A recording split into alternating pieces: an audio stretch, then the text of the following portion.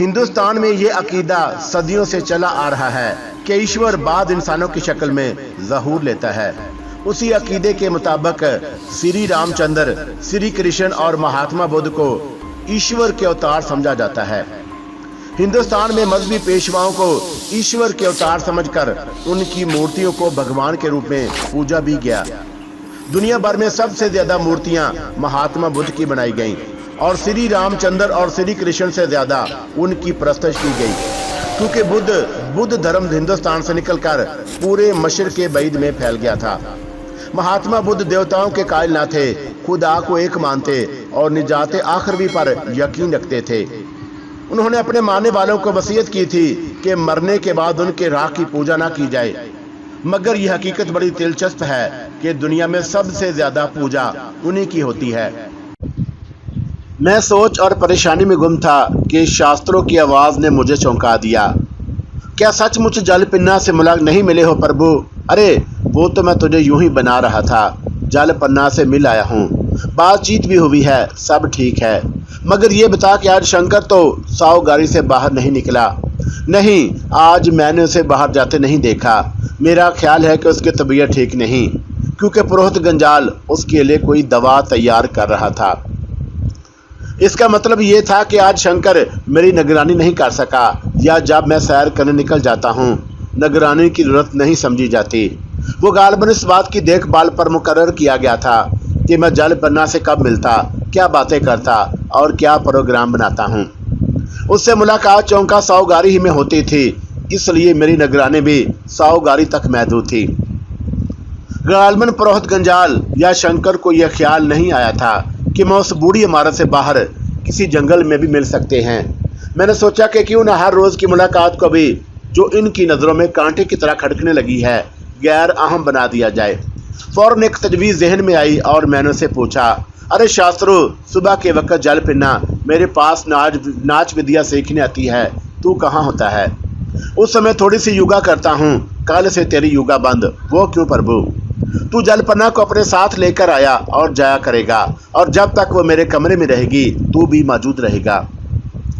उसने पलकें झपकाई, कान खुजाया, एक दो पल खामोश रहा, फिर बोला, अपने बचाव का ये गुण अच्छा है प्रभु, मगर जल पन्ना को उसी तरह आने दो जैसे वो हर रोज आती है। इसका मतलब है कि तू अपनी योगा नहीं छोड़ सकता। नहीं, बल्कि इसका मतलब ये है कि अगर मैं पिन्ना के साथ आने जाने लगा तो ये एक नई और अनोखी बात होगी, और सावगारी में ऐसी कोई रीत नहीं कि किसी पर पहरा बिठाया जाए या उसकी देखभाल की जाए। फिर तो वो भगवान की नर्तकी है, उस पर कौन पहरा बिठा सकता है? ख्याल आया कि जब ये एक नई बात होगी तो अखवा मखवा सब की तवज्जो का जरिया बनेगी, इसलिए शास्त्रों के मशवरे पर अपनी तजवीज़ मुस्तरद कर दी। जल पन्ना से नाथ बिन में मिलने के बाद मेरी ज़िंदगी का धारा ही बदल गया। अब उसका मकसद समझ में आने लगा और सावगारी भी मेरी आमद कुदरत की मर्जी मालूम होने लगी। रात का खाना खा चुकने के बाद जब शास्त्रों बस्तर लेकर चला गया, मैं बिस्तर पर नींद दराज देर तक इन्हीं ख्यालों में गुम रहा कि बीए करने के बाद अगर मुझे कलकत्ता, ढाका या रंगामती में ही कोई नौकरी मिल जाती तो ना मैं असम आता, ना शिलांग की बुद्ध कॉन्फ्रेंस में शरीक होता, ना स्वरूप जी से मुलाकात होती, ना वो मुझे मुलाजमत की पेशकश करते, ना मैं सावगारी में आता, ना जल पन्ना से मिल पाता। गोया शहरों में नौकरी ना मिलना ही स्वरूप जी से मिलने, सावगारी में आने और जल पन्ना ऐसी सुंदर नर्तकी से प्यार करने का सबब बन गया था। ये दुनिया असबाब का कारखाना है, जहाँ हर बात का कोई सबब और हर सबब की कोई इल्लत होती है। एक चीज़ दूसरी चीज़ का जरिया बनती और एक सबब दूसरे सबब पैदा करता है। इसी तरह किस्मत या ज़िंदगी का सिलसिला चलता है। बीए करने के बाद जब मैं नौकरी की तलाश में भटक रहा था, अपनी बदनसीबी पर करता और खुद को कोसा करता था कि मैं भी क्या नसीब लेकर पैदा हुआ हूँ। मगर आज वही बदनसीबी मुझे सावगारी तक ले आई थी, और जल पन्ना से मुलाकात के बाद मैं अपने आप को इंतहाई खुश नसीब आदमी समझने लगा। उसकी खातिर पुरोहित गंजाल तो क्या, हर शैतान से टक्कर लेने पर तैयार हो गया। कल तक इस बात पर पछता रहा था कि सोचे समझे बगैर सावगारी क्यों आ गया। आज यूँ लग रहा था कि अगर सावगारी ना आता तो ज़िंदगी के सबसे बड़ी खुशी से महरूम हो जाता और शायद सारी उम्र पछताता भी। अब मुझे हर कीमत पर साहूगारी में रहना था, जल पन्ना की हिफाजत करनी थी, अपने आप को बचाना था और उसके लिए जरूरी था कि स्वरूप जी का मजीद एतमाद हासिल करूं और उन्होंने जो काम मेरे सुपुर्द किया है उस पर गफलत ना बरतूं। अरे वो बाटीपुरा जाते हुए जो किताब मुझे दे गए थे, आज उसे तो पढ़ ही नहीं सका और दूसरे ख्यालों में खोया रहा हूँ। भगवान बुद्ध की मूर्तियों के बारे में हिंदू जुबान की वो तारीख में मैंने कब्र नशस्त में रखी थी और जंगल से वापसी के बाद उसका ध्यान ही ना रहा। हालांकि आज रात मुझे उसका मुताला करना था। फौरन बिस्तर से निकलकर लाल टैन उठाई और 24 जीना उतरकर नीचे आया। फिर अलमारी से किताब लेकर पलट रहा था कि ख्याल आया कि कल रात की तरह कहीं आज भी भगवान की मूर्ति भटकती हुई मेरे कमरे में ना आ जाए। मैंने लाल टैन की रोशनी में कमरे का अच्छी तरह जायजा लिया कि वो पहले ही आकर किसी जगह छुप ना गई हो, मगर कमरा खाली था। फिर दरवाजे की कुंडी देखी, वो भी चढ़ी हुई थी। ये इत्मीनान करने के बाद जीने पर पांव रखा, सोने के कमरे में लौट आया और किताब लेकर बिस्तर पर नींद दराज हो गया तो ना जाने क्यों ये सोचने लगा कि पीतल का भगवान शायद मेरे कमरा निशस्त की चूबी सीढ़ियां नहीं चढ़ सकेगा। हालांकि ये बेतुकी सोच थी। जब पीतल की मूर्ति बंद दरवाजे खोल सकती है तो सीढ़ियां क्यों नहीं चढ़ सकती। बहुत अच्छा, अगर आज मूर्ति आई भी तो पूछूंगा भगवान साहूगारी में क्या करते फिर रहे हैं और जल पन्ना यहाँ क्यों लाई गई है। और उसके साथ ही पुरोहित गंजाल का ख्याल सांप बनकर मेरे जहन की पिग डंडी पर रेंगने लगा। मैंने फौरन उस सांप को जहन से झटक दिया और महसूस किया कि मैं कुछ ज्यादा ही सोचने और ख्यालों की दुनिया में भटकने लगा हूँ। ये कोई अच्छी बात नहीं, मुझे काम की फिक्र होनी चाहिए। मैंने तमाम ख्यालों, वहमों, वसवसों को भगा दिया, दिमाग की खिड़की बंद कर ली और यकसोई के साथ किताब का मुताला करने लगा। अब कोई ख्याल मुझे परेशान ना कर सकता था क्योंकि किताब का अंदाज़े तहरीर दिलचस्प था। मूर्तियों की तहकीक पर भी बड़ी मेहनत की गई थी। मैं उसकी बातों में महू होता चला गया। उस किताब में भी पीतल के सिर्फ 3 मूर्तियों का जिक्र था जो भगवान के बुद्ध के स्वर्गवास होने के बाद पहली सदी में तैयार की गई थी। मैंने उन मूर्तियों की तफसीलात भी नोट कर ली। मेरे अंदाजे के मुताबिक तीनों मूर्तियों का हाल उस कलमी नुस्खे की ही नकल किया गया था जिसका रात मुताला कर चुका था, क्योंकि मूर्तियों का जिक्र यहाँ भी उसी तरतीब से था, यानी एक लंदन के ब्रिटिश म्यूजियम में, दूसरा चीन के शहर मेकाओ में और तीसरी कलकत्ते के फोर्ट विलियम अजायब घर में। अव्वल जिक्र दोनों मूर्तियों के बारे में कलमी नुस्खा और हिंदी तारीख के मुसन्नफ की मालूमात यकसा थी। अलबत्ता उस किताब में तीसरी मूर्ति पर कुछ मजीद अजहार ख्याल किया गया था। मैंने उस इबारत पर गौर किया और उसे भी एक अलहदा कागज पर नकल कर लिया। यूं थी वो इबारत। बाज़ लोगों का विचार है कलकत्ते के फोर्ट विलियम अजायब घर में जो मूर्ति रखी गई वो 19वीं सदी ईस्वी में हिंदुस्तान के शहर पटना की खुदाई से दस्तयाब हुई थी, जिसके बुद्ध मत के मानने वाले मुल्कों में बड़ा चर्चा हुआ। बहुत से बुद्ध हुक्मरानों ने उसे हासिल करने की कोशिश भी की। बाद बख्शू फोर्ट विलियम के इर्द गिर्द चक्कर लगाते रहे और कलकत्ते में मूर्ति के लिए हंगामे भी हुए, मगर ईस्ट इंडिया कंपनी सरकार के गवर्नर जनरल ने इस मूर्ति को शुमाली हिंदुस्तान के किसी अजायब घर में महफूज करा दिया था, जिसका फिर कोई पता न चल सका। कहते हैं कि बुद्ध बख्शुओं और आलमों के नज़दीक ये मूर्ति बड़ी मुकद्दस समझी जाती थी, क्योंकि उसे भगवान बुद्ध के खास और बड़े ही प्यारे शिष्य आनंद बख्शू ने उसके स्वर्गवास होने के बाद तैयार कराया था। जब मैं आखिरी सत्र नकल कर रहा था, अचानक ख्याल आया कि भगवान के शागिर्द आनंद बख्शू और उसकी तैयार करदा मूर्ति का जिक्र पहले भी कभी सुन चुका हूँ। मैं किताब बंद करके अपनी याददाश्त के सहरा में निकल गया कि कहीं ना कहीं उसकी याद को ढूंढ निकालूं जो ना जाने कहाँ खो गई थी, मगर कोशिश के बावजूद उसका कोई सुराग ना पा सका। सोचा कहीं इस मजमून में तो मूर्ति का जिक्र नहीं किया था जो मैंने स्वरूप जी की अपील पर जूती पुत्र के लिए लिखा था। कुछ कागजात वगैरह मैंने अपने साथ लेकर आया था, उनमें मजमून का असल मसूदा और ज्योति पुत्र का रिसाला भी मौजूद था। बिस्तर से निकलकर अटैची केस से रिसाला और मसूदा दोनों निकाल लिए, लेकिन मजमून का जायजा लिया तो उसमें आनंद बख्शू की मूर्ति का कहीं जिक्र न था। और ये एक अजीब बात हुई थी कि मैंने भगवान बुद्ध की मूर्तियों के बारे में एक मजमून बड़ी तहकीक और मेहनत से लिखा, मगर सबसे अहम बल्कि मुकद्दस मूर्ति का जिक्र करना भी भूल ही गया था।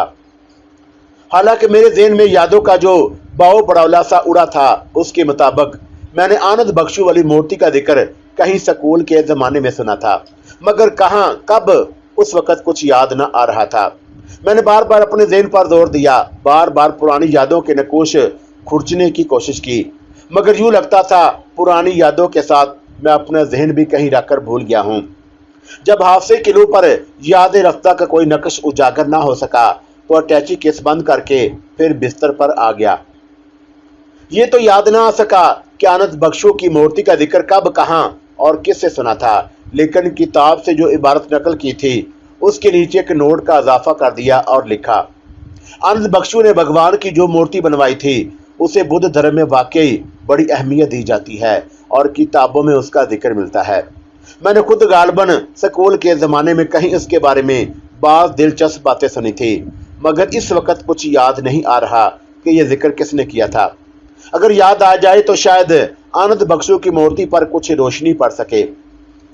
जरूरी नहीं था कि स्वरूप जी जिस मूर्ति की तलाश में हैं वो यही हो, मगर मैंने एहतियातन सारी बातें नोट कर ली कि कहीं ज़हन से यह ख्याल भी महू ना हो जाए।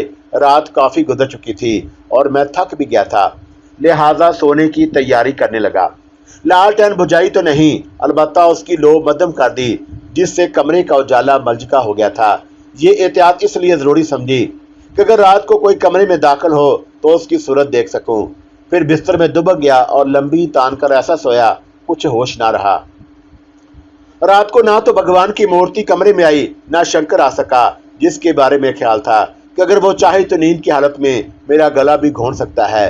सुबह मामूल के मुताबिक बेदार हुआ और हवाइज ज़रूरी से फारग होने और हाथ मुंह धोने के बाद कमरे नशस्त में आ बैठा।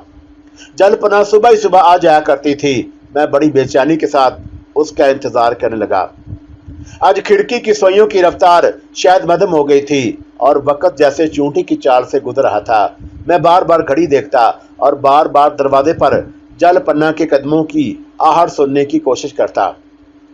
वक्त बहरहाल गुजर रहा था और घड़ी की सुइयां भी हरकत में थी, लेकिन आज पन्ना ने खिलाफे मामूल आने में देर कर दी। जब 1 घंटा गुजरने के बाद भी वो ना आई तो मैं परेशान सा हो गया। उसने इतनी देर कभी ना की थी। ना जाने आज क्या बात हुई है, क्या वाक़या पेश आया है। कहीं पुरोहित गंजाल ने ना रोक दिया हो, कोई झगड़ा ना किया हो। मैं इन्हीं सोचों में गुम था और हर पल हर घड़ी मेरी परेशानी बढ़ती जा रही थी कि नागा दरवाजे पर आहट हुई। क्वार्टर खुले, मगर जल पन्ना की बजाय शास्त्री को कमरे में दाखिल होते देखकर हैरान रह गया। मेरी आंखों में हैरत की जलमलियां सी देखकर वो बोला, क्या बात है प्रभु, बड़े परेशान बैठे हो? जल पन्ना अभी तक नहीं आई है। मैंने अपने परेशानी का इजहार कर दिया। जरूर कोई बात हुई है। पुरोहित गंजाल ने उसे रोका है, वरना तो वह बहुत जल्दी आ जाती है। वो आज नहीं आएगी। शास्त्रों की इस बात ने मुझे मजीद हैरान कर दिया। क्यों? आज नाच पूजा का दिन है और उसे मंदिर में नाचना है। अरे, मेरे ज़हन से फिक्र का बोझ टल गया। मुझे तो याद ही नहीं था। आजकल बहुत बोलने लगे हो प्रभु, इसलिए तो याद दिलाने आया हूँ कि आज नाच पूजा के लिए मंदिर जाना है। और उसी लम्बे मंदिर में कांसी की घंटियों की आवाज़ बुलंद हुई और 100 गाड़ी की पूरी इमारत उनके मद्दर शोर से गूंजने लगी। ये घंटियां मंदिर में बज रही थी, मेरे कानों में भी और मन में भी, क्योंकि ये भगवान की सुंदर नर्तकी के भक्ति नाच की इतलाई घंटियां थी। शास्त्रों ने बताया, स्वरूप जी यहाँ हो या ना हो, मंगल के दिन नाच पूजा जरूर होती है। मैंने पूछा कि जब स्वरूप जी नहीं होते, नाच के बाद जलपन्ना को आशीर्वाद कौन देता है? पुरोहित गंजाल। मुझे यह भी देखना था कि पुरोहित गंजाल आज उससे किस तरह पेश आता है। यही सोचता हुआ कुर्सी से उठा। शास्त्रों तो मुझे लेने ही आया था और मैं उसके साथ कमरे से निकला और तवील राहदारी में चलने लगा। बाहर घंटियों का शोर इर्द गिर्द के पहाड़ों से टकरा कर एक अजीब सी सदाई बाज गश्त पैदा कर रहा था, जैसे किसी कारवां के कूच करने की घंटियां बज रही हों, मगर उनका शऊर रुखसती का पैगाम नहीं बल्कि एक बुलावा था। शास्त्रों मेरे पीछे पीछे चलता आ रहा था। आसमान पर बादल भागे फिरते थे और पहाड़ी दरों से हवा की शोकार सुनाई दे रही थी। हम चलते रहे। आखिर मंदिर की बैरूनी गुलामे गर्दश से गुजर कर आगे पीछे चंद सीढ़ियां उतरे और नीम तारीख हाल में दाखिल हुए, जहां बहुत से साए फर्श पर आलती पालती मारे बैठे थे और भगवान बुद्ध के अजीम उल हैबत मुजस्मे के चरणों में 2 चिराग रोशन थे, जिसकी मध्यम रोशनी हाल में मकर उजाला सा कर रही थी। मैं शास्त्रों के साथ ठीक उसी जगह दीवार के साथ टेक लगाकर बैठ गया जहां पिछले मंगल को बैठा था। भगवान बुद्ध के अजीम उल हबसा मुजस्समे के सामने, जिसका सर ऊंची छत से टकरा रहा था, पीतल के खुशबूदानों में जो मुजस्समे के करीब ही थे संदल की खुशबू सुलग रही थी, जो बुद्ध को बहुत पसंद थी। चांदी लम्हों में पुरोहित गंजाल अपने नायब शंकर के साथ अकबी दरवाजे से नमूदार हुआ और हाल में दूर तक बैठे हुए खामोश सायों पर उचटती सी नजर डालकर, जिन पर मिट्टी की मूर्तों का गुमान होता था, अजीम मुजस्समे के दाएं जन्म खड़ा हो गया। फिर उसने अपने हलक से एक मखसूस आवाज निकाली, जिसके साथ ही कहीं कांसी की थालियों, ढोलक और बांसुरियों का मधुर संगीत शुरू हो गया और जलपन्ना पहले की तरह घुंघरू बजाती, जादू जगाती, अकबी सीढ़ियों से थरकती नीम तारीख हाल में जलवागर हुई और भगवान के सुर्ख मुजस्समे के सामने पहुंचकर नाच भक्ति का मुजाहरा करने लगी। आज उसका लिबास भी मुख्तलिफ था और नाच का अंग भी बदला हुआ दिखाई दिया। लिबास से जिस्म की दिलकशियां अय्याह हो रही थी। उसने एक ऐसी लड़की का रूप धार लिया था जो मुक्ति और निजात की तलाश में निकलती है, मगर मोह माया के जाल में फंसकर भगवान को नाराज कर लेती है। आखिर उसे अपनी गलती का एहसास होता है और वो प्यार और दौलत के सब बंधन तोड़कर भगवान की तरफ भागती है। इस अरसे में चौका निजात का दरवाजा बंद हो चुका है, इसलिए संगीत के कर्बनाक शोर में जो उसके मन की बेकली का इजहार करता है, वो निराश होकर तड़पती और फर्श पर गिर जाती है। मैं ये तमसीली नाच देखकर परेशान सा हो गया, जिसमें औरत के मोह माया जाल में उलझने से बचने की तलकीन की गई थी, क्योंकि इस तरह वो अब्दी निजात से महरूम हो जाती है। मगर ये नाच किसी और को नहीं, खुद जलपन्ना ही को समझाने की खातिर तरतीब दिया गया था कि किसी प्यार के जाल में ना फंस जाए। वो करीबन आधे घंटे तक नाचती और मुख्तलिफ जज्बों का इजहार करती रही। जब संगीत के बेहंगम शोर में तड़प कर रह गई, पुरोहित गंजाल नरम कदमों से बढ़ा और उसके करीब पहुंचकर रुक गया। मौसीकी थम गई, साज खामोश हो गए। जलपन्ना खड़ी हुई तो गंजाल लंबी आस्तीन वाला बाजू लहराकर उसे आशीर्वाद दी और कहा, धनभाग जलपन्ना, तूने औरत के मन की कल्पना को नाच भक्ति के रंग में पेश किया। भगवान तेरे मन को भी शांति दे, मगर ये नाच जैसा मैं चाहता था वैसा नहीं हो सका। इसके लिए तुझे और मेहनत करनी होगी। जलपन्ना गर्दन झुकाकर खामोश खड़ी रही, बिल्कुल किसी मशहूर मामूल की तरह। तो मालूम हुआ कि यह तमसीली नाच पुरोहित गंजाल ही के होशियार जहन ने तरतीब दिया था। नाच पूजा खत्म हो चुकी थी, मगर साहूगारी के सब बासी बदस्तूर चुपचाप बैठे थे, क्योंकि जब तक गंजाल उन्हें जाने की आज्ञा ना देता या खुद हाल से निकल ना जाता, वो बाहर नहीं जा सकते थे। उनके साथ मैं भी बैठा था। नागहा गंजाल ने मेरी जन्म हाथ उठाया और बोला, कशीफ जी, मैं आपसे कुछ कहना चाहता हूँ, जरा यहाँ आए। इस खिलाफ तवक्का बात पर मैं हैरान भी रह गया और परेशान भी हुआ कि ना जाने वो मुझे क्यों बुला रहा है, लेकिन मंदिर में उसका हुक्म मानना बहरहाल जरूरी था। मैं दिल में यह ठान कर उठा कि अगर उसने जलपन्ना से मिलने जुलने के बारे में कोई नागवार बात की तो मुंह तोड़ जवाब दूंगा। करीब पहुंचा तो उसने अपनी सांप की सी आंखों से मुझे देखते हुए कहा, आपसे एक शिकायत है। मेरा माथा ठनका, मगर मैंने आपको किसी शिकायत का मौका नहीं दिया। शिकायत मुझे नहीं, जलपन्ना को है। जलपन्ना को अगर कोई शिकायत है तो मुझसे कह सकती है। ये नाच विद्या सीखने रोज मेरे पास आती है। इसी बात की शिकायत है कशीफ जी, आप नाच कला के इतने बड़े ज्ञानी हैं, पर पिन्ना को कुछ सिखाते नहीं, ध्यान नहीं देते उस पर। मैंने हैरान सी नजरों से जलपन्ना की तरफ देखा, जो गर्दन लटकाए सर झुकाए खामोश खड़ी थी। अच्छा, तो उसने मेरी बताई तरकीब इस्तेमाल भी कर डाली, और दिलचस्प बात तो ये हुई कि उसका नतीजा मेरी तवक्का के ऐन मुताबिक निकला। अब खुद पुरोहित गंजाल साहूगारी के तमाम बासियों के सामने मुझसे शिकायत कर रहा था कि मैं जलपन्ना को नाच विधियां नहीं सिखाता, उस पर ध्यान नहीं देता। तो क्या आप चाहते हैं कि मैं पिन्ना को नाच विधियां सिखाऊं? क्यों नहीं, ये नाच कला से प्यार करती है और मैं चाहता हूं कि इसकी नाच कला अमर हो जाए। वो तो ठीक है महाराज, मगर मैं यहाँ नाच विद्या सिखाने नहीं आया। ये मैं जानता हूँ कशीफ जी, आप स्वरूप जी के बुलावे पर आए हैं, पर मैं भी साहूगारी का पुरोहित हूँ। और फिर उसने अपनी छोटी छोटी आंखों से मुझे देखा और एक पल ठहर कर कहा, आपको मेरी बात माननी होगी। आप जलपन्ना को नाच विद्या सिखाएंगे, क्योंकि ये मैं कहता हूँ। मैं तो खुद चाहता था कि वह इसरार करे, मुझ पर जोर दे, मैं कुछ कतराऊं, पहलू बचाऊं, ताकि वह मुझे जलपन्ना का प्रेमी ना समझे। मगर उसके लहजे में न जाने क्या बात थी कि मैं कुछ परेशान सा हो गया। जैसे वो हुक्म दे रहा है और मेरे इनकार को बेईमानी समझता था, हालांकि खुद उस तरकीब का शिकार हो गया था जो मेरे अंदर के थारो-केशिप ने बनाई थी। मैंने इनकार मुनासिब न समझा या फिर इनकार न कर सका और बोला, आप कहते हैं तो आइंदा मैं जल पिन्ना पर पूरी तवज्जो दूंगा, उसे नाच कला सिखाऊंगा।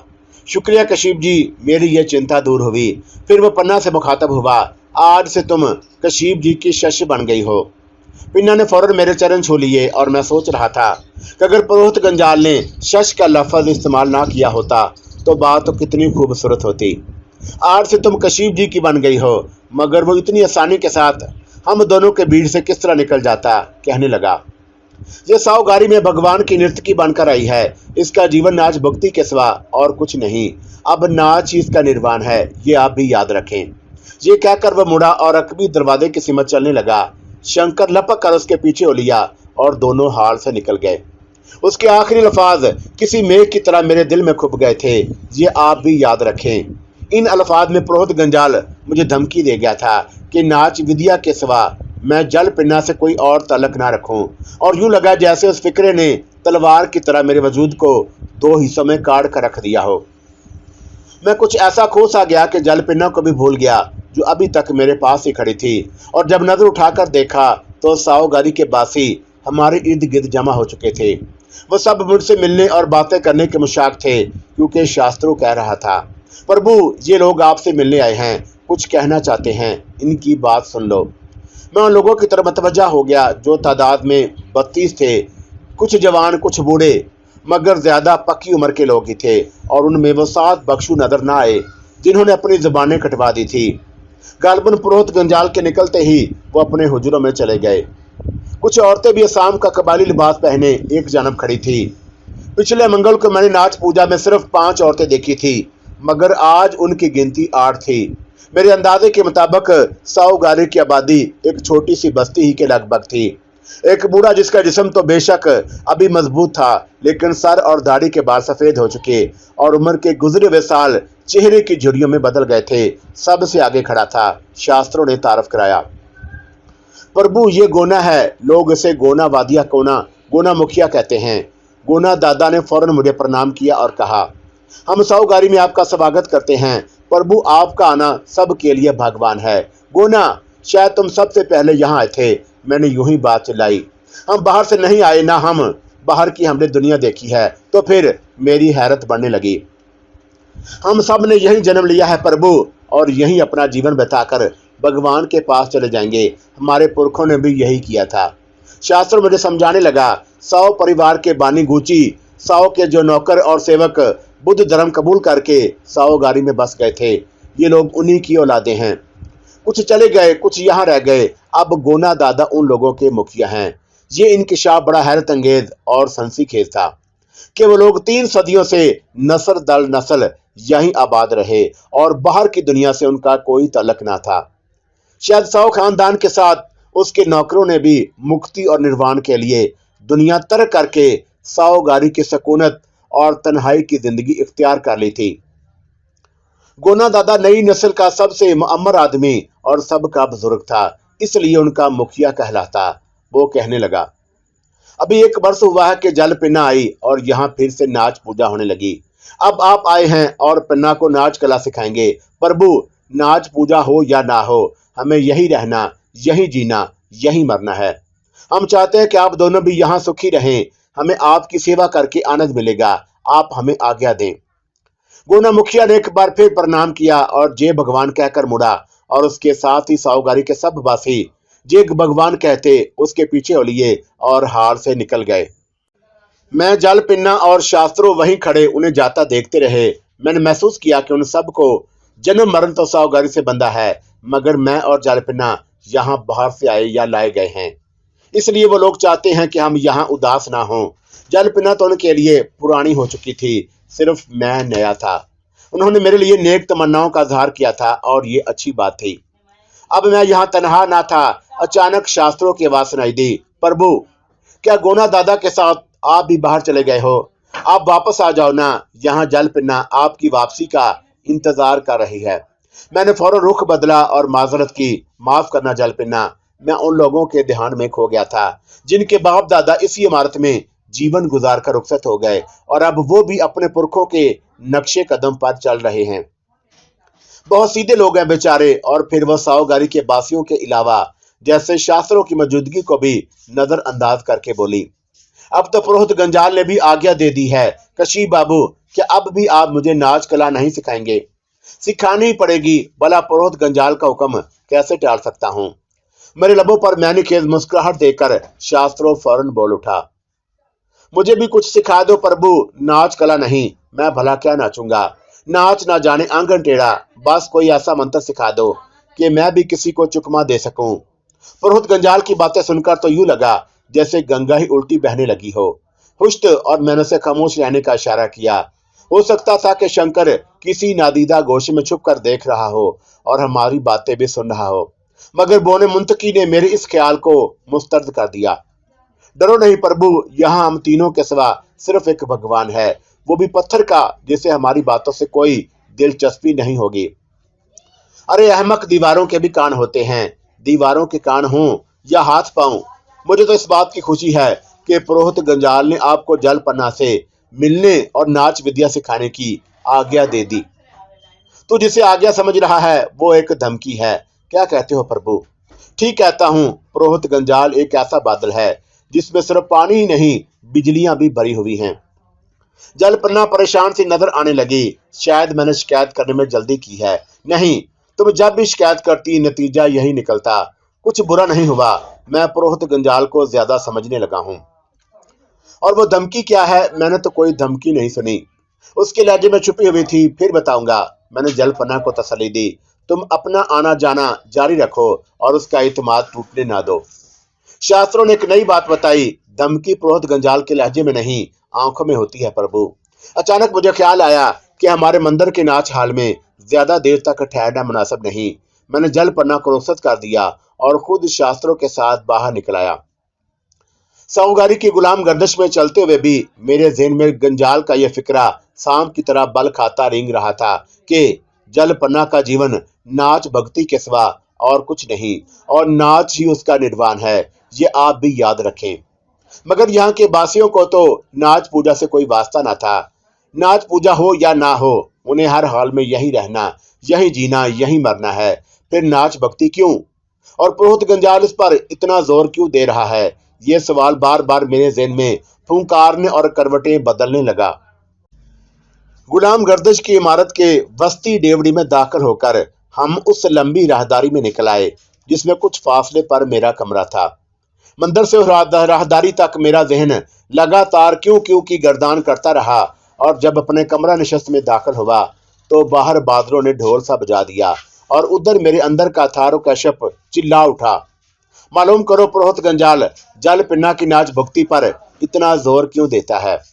और अब पता चला कि उस क्यों की गिरा खुल जाए तो उसका सरबस्ता डोर का सिरा मेरे हाथ में आ जाएगा। दरी की आराम कुर्सी पर बैठने बलका गिरने के साथ ही मैंने फटी फटी नजरों से शास्त्रों की तरफ देखा। यही मुंतकी बोना इस क्यों की गिरा खोल सकता है। शायद उसने मेरी दिल्ली कफियत का अंदाजा कर लिया था। कहने लगा, मन क्यों छोटा करते हो प्रभु? जल पिना के लिए आपको पुरोहित गंजाल से उलझना होगा। बैठ जा शास्त्रो। वो फर्श पर आलती पालती मारकर बैठ गया। अरे कुर्सी पर नहीं प्रभु, ऊंची जगह पर बैठने से डर लगता है। अच्छा तू मुझे बता, तू जल पन्ना के बारे में क्या जानता है और यहाँ कैसे आई थी? आई नहीं, लाई गई थी प्रभु। जो कुछ भी हो, जिस तरह हो, मैं सुनना चाहता हूँ। मैं जानता हूँ कि आपके मन बेचैन है, मगर पिन्ना की कहानी सुनकर और बेचैन हो जाओगे। तू मेरी चिंता न कर, शायद मैं किसी नतीजे पर पहुंच जाऊं। वो तो पहुंच जाओगे, क्योंकि जब कल्पना बढ़ जाती है मन शांति का रास्ता ढूंढता और किसी राह पर लग जाता है। फिर वो जल पन्ना की कहानी बयान करने लगा। ये कहानी बड़ी अजीबोगरीब है प्रभु। साहूगारी की पहली नर्तकी रूप तारा मर गई तो यहाँ नाच पूजा की घंटियां बजना बंद हो गईं। 2-2.5 बरस मंदिर में घंटियां नहीं बजी और पुरोहित गंजाल बड़ा परेशान रहने लगा। 1 वर्ष पहले की बात है और वो चांद की 19वीं रात थी जब चांद को पूरा ग्रहण लगा था। वो रात पुरोहित गंजाल ने मंदिर के उस बड़े कमरे में गुजारी जहां भगवान बुद्ध के अजीम मुजस्मे के सामने नाच पूजा हुआ करती थी और अब भी होती है। दरअसल वो चांद ग्रहण की रात वो पूजा करना चाहता था, मगर पूजा के दौरान उसे नींद आ गई और उसने एक अजीब सपना देखा और दूसरे दिन साहूगारी के सब वासियों के सामने स्वरूप जी को सुनाया। वो कहता कि चांद ग्रहण की रात वो शाम ही उस कमरे में बंद हो गया और भगवान बुद्ध के सामने ज्ञान दिखान ले आकर जगाकर बैठ गया था। ठीक उस समय जब पूरा ग्रहण में चांद आ गया, उस पर नींद तारी होने लगी। मालूम नहीं वो नींद की गुनूदगी थी या किसी गैबी ताकत का असर था, मगर उसकी आंखें बंद होती चली गई। फिर वही भगवान के चरणों में ढेर हो गया और नींद आ गई। सोते सोते क्या देखता है कि भगवान बुद्ध का मुजस्मा, जिसका सर 19-20 फुट ऊंची छत को छू रहा था, तेज रोशनी के फवार में नहा गया और ऐसी तेज थी वो रोशनी कि आंखें खैरा होती थी और दुनिया में पहले कभी ऐसी रोशनी नहीं देखी। ना जाने वो कहां से आ रही थी, मगर उसका एक शोभा यह भी हुआ कि भगवान के मुजस्मे में जिंदगी का दम दौड़ गया। पत्थर का मुजस्मा जिंदा हो गया। पथरीली आंखों के अंदर पुतलियां हरकत करने लगी। वो भारी होंठ जो सिर्फ चंद घड़ियां पहले पत्थर के थे, फड़कने लगे जैसे कुछ कहना चाहते हों। पुरोहित गंजाल ने बताया कि वह भगवान बुद्ध की बेशुमार मूर्तियां और दर्जनों मुजस्मे देख चुका है जो उनके जीवन की मुख्तलिफ हालतों की अक्कासी करते हैं, मगर मंदिर का वो कोहे पीकर मुजस्मा उनकी जवानी के समय की याद ताज़ा करता है, जब वो राजपाट छोड़कर कपड़ सतु से निकल गए और ज्ञान के जंगल में एक जगह आलती पालती मारे ज्ञानो ध्यान में मगन थे। उस हालत में उनके दोनों हाथ घुटनों पर रखे हैं और बदन पर एक गिरवी चादर है। जब पत्थर के इस अजीम भगवान में जो बैठने की हालत में भी 20 फुट तक ऊंचा और मंदिर की छत से टकराता है, जीवन की लहर दौड़ गई। अब प्राण लौट आए और सांस चलने लगी और फिर पत्थर का पीकर एक जिंदा आदमी के शरीर में बदल गया। तो इतने मुहीब और महान भगवान को जीता जाता देखकर उस पर खौफ तारी हो गया और वो थर थर कांपने लगा।